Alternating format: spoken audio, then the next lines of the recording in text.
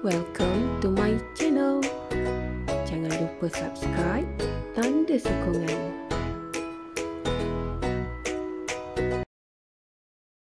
Hai, Assalamualaikum warahmatullahi wabarakatuh. Bertemu dengan saya, Cikgu Azmi, dalam mata pelajaran Bahasa Melayu tahun 5. Baiklah, kita masih lagi dengan tema 1 Kemasyarakatan, Unit 3 Masyarakat Celik Ilmu. Seterusnya, standard kandungan 2.1 Asas membaca dan memahami. Standard pembelajaran 2.1.1 Membaca dan memahami maklumat tersurat dan tersirat untuk memberikan respon. Baiklah, objektif pembelajaran kita pada hari ini, murid dapat membaca sekurang-kurangnya 3 perenggan petikan dengan lancar dan sebutan yang betul. 2. Menyenaraikan 2 daripada 3 isi tersurat dan tersirat berdasarkan petikan. Baiklah murid-murid, buka buku teks muka surat 13, Unit 3 Masyarakat Celik Ilmu. Kemahiran mendengar dan bertutur. Buku teman sedia. Afifi, Kaijun dan Dinesh ke Pesta Buku Antarabangsa Kuala Lumpur. Mereka terpandang iklan tentang pengiktirafan Kuala Lumpur sebagai Ibu Kota Buku Dunia 2020. Baiklah, kita lihat dulu antara paparan iklan yang diberi. Ibu Kota Buku Dunia ialah pengiktirafan oleh UNESCO kepada bandaraya yang aktif dalam aktiviti perbukuan. Aktiviti yang akan dijalankan, pertama, Dekad Membaca Kebangsaan 2021 hingga 2030. 2. Kempen membaca kepada pengguna train. Ketiga, pembinaan pusat membaca di setiap pusat perumahan rakyat. Keempat, capaian digital untuk golongan kurang upaya. Yang kelima, lorong buku. Dan yang terakhir, perpustakaan terapung di pinggiran Sungai Gombak. Slogannya, KL Baca, menyantuni masyarakat melalui pembacaan. Baiklah murid-murid, cikgu akan bacakan dialog di antara Afifi, Kaijun dan juga Dinesh. Sedia? Wah, hebatnya! Sempena pengiktirafan Kuala Lumpur sebagai Ibu Kota Buku Dunia 2020, banyak program yang akan dijalankan. Ya Dinesh, antara aktiviti yang akan dijalankan termasuklah, baiklah, cikgu akan pilih jawapan dalam petikan iklan. Murid-murid boleh mengambil mana-mana jawapan. Jawapan daripada cikgu.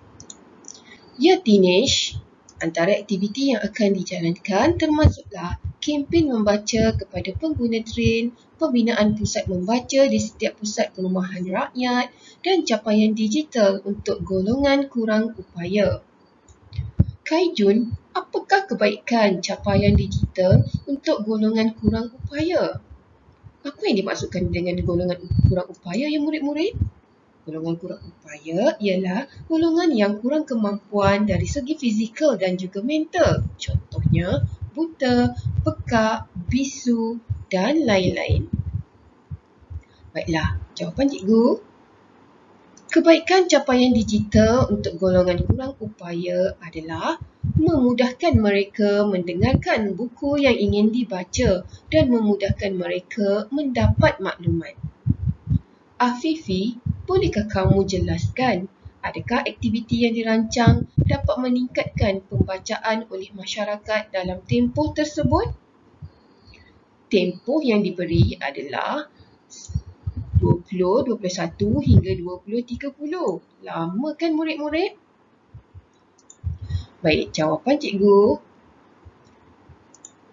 Ya, pada pendapat saya, aktiviti ini dapat meningkatkan pembacaan oleh masyarakat dalam tempoh tersebut kerana terdapat pusat membaca di setiap pusat perumahan rakyat serta adanya lorong buku.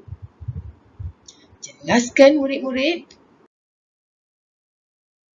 Baiklah murid-murid, seterusnya kemahiran membaca. Belajar dikehendaki menyenaraikan 2 daripada 3 isi tersurat dan tersirat berdasarkan petikan. Baiklah, cikgu bacakan petikan teks di muka surat 14 dan 15. Keluarga berjaya.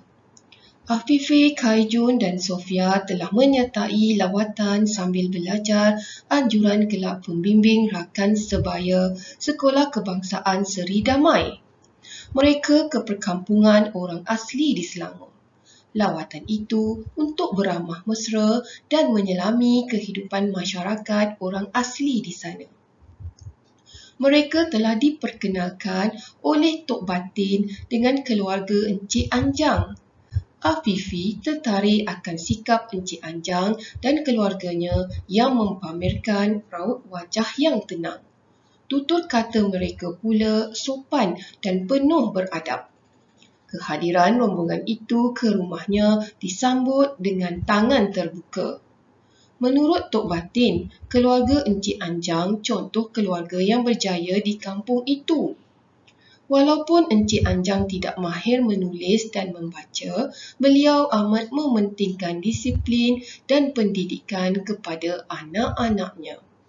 Oleh sebab itu, beliau memberikan pendidikan yang sempurna kepada keempat-empat orang anaknya sehingga berjaya. Selain itu, keluarga Encik Anjang amat disayangi oleh penduduk kampung. Hal ini dikatakan demikian kerana anak-anak mereka sanggup berbakti kepada masyarakat sekitar kampung walaupun telah mempunyai kerjaya masing-masing. Encik Anjang dan isterinya orang yang kreatif. Dengan kemahiran yang ada, mereka menghasilkan pelbagai kraf tangan dengan menggunakan sumber alam. Hasil seni mereka cukup berkualiti dan kemas. Produk mereka banyak dipasarkan di pusat kraf tangan. Selain itu, produk mereka juga diiktiraf oleh Kementerian Pelancongan Seni dan Budaya Malaysia. Kejayaan keluarga Encik Anjang menjadi contoh kepada penduduk kampung. Sikap berfikiran terbuka dan semangat kemasyarakatan yang diamalkan menjadi kunci kejayaan kepada keluarganya. Baiklah murid-murid, dari petikan teks ini, kita dapati petikan ini menceritakan Afifi, Kaijun dan Sofia telah membuat lawatan ke perkampungan orang asli. Mereka mengenali keluarga Encik Anjang yang mempamerkan ciri-ciri dan juga sikap-sikap keluarga yang berjaya. Daripada petikan ini, kita boleh keluarkan isi-isi tersurat. Yang pertama,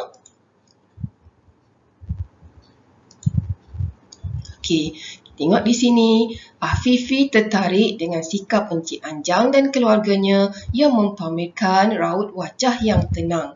Tutur kata mereka pula sopan dan penuh beradab.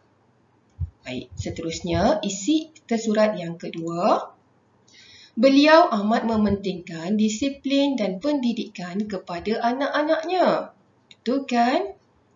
Kita lihat kebanyakan anak-anaknya berjaya.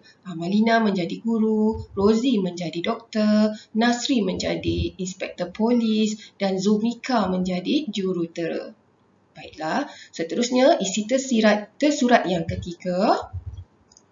Anak-anak mereka sanggup berbakti kepada masyarakat sekitar kampung.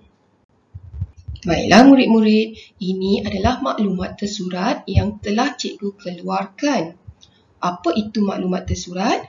Maklumat ataupun isi-isi yang diambil terus daripada petikan tadi. Seterusnya, Daripada maklumat tersurat, kita boleh bina maklumat tersirat. Apakah itu maklumat tersirat?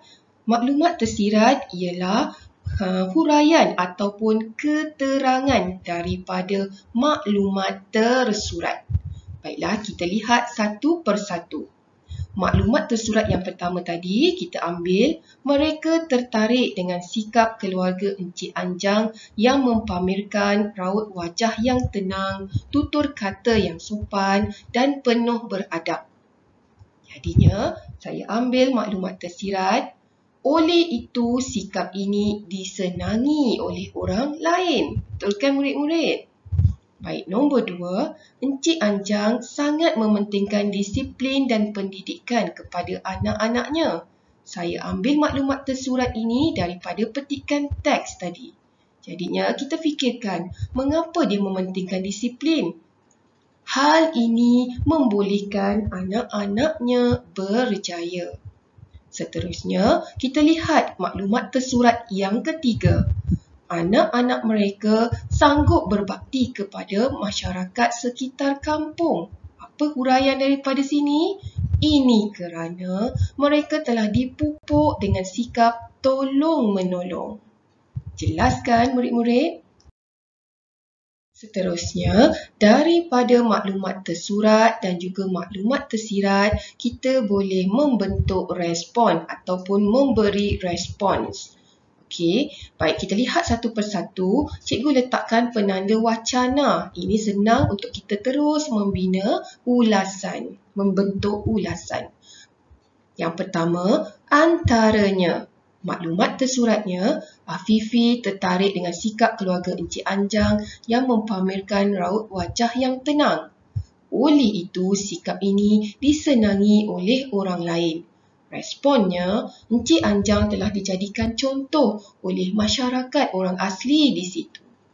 Yang kedua, selain itu, Encik Anjang sangat mementingkan disiplin dan pendidikan kepada anak-anaknya. Hal ini membolehkan anak-anaknya berjaya. Baik, kita fikirkan respon dia. Anak-anak Encik Anjang telah berjaya menjadi guru, doktor, inspektor polis dan jurutera. Seterusnya, di samping itu, anak-anak mereka sanggup berbakti kepada masyarakat sekitar kampung. Ini kerana mereka telah dipupuk dengan sikap tolong-menolong. Apakah respon dia ya murid-murid? Baik, kita lihat. Mereka membuat kelas pembelajaran percuma, mengajar seni mempertahankan diri, memberikan rawatan dan menyediakan pusat perkhidmatan internet. Jelas ya murid-murid? Dan seterusnya kita lihat. Baiklah, yang ini adalah ulasan lengkap. Baik, kita lihat satu persatu. Untuk perenggan pertama, cikgu ambil daripada gambaran ataupun maklumat umum teks. Baik, yang pertama, petikan ini menceritakan tentang keluarga Encik Anjang sebagai keluarga berjaya. Baik, perenggan yang kedua, cikgu masukkan maklumat tersurat dan tersirat dan cikgu sisipkan sekali dengan penanda wacana. Antaranya, Afifi tertarik dengan sikap keluarga Encik Anjang yang mempamerkan raut wajah yang tenang, tutur kata yang sopan dan penuh beradab. Oleh itu, sikap ini disenangi oleh orang lain. Terusnya, isi kedua, selain itu, Encik Anjang sangat mementingkan disiplin dan pendidikan kepada anak-anaknya. Hal ini membolehkan anak-anaknya berjaya. Seterusnya, isi ketiga, di samping itu, anak-anak mereka sanggup berbakti kepada masyarakat sekitar kampung. Ini kerana mereka telah dipupuk dengan sikap tolong-menolong. Kesimpulan perenggan yang ketiga, kita ambil daripada harapan. Kesimpulannya, sikap yang dipamerkan oleh keluarga Encik Anjang perlu dicontohi oleh kita semua untuk berjaya dalam kehidupan.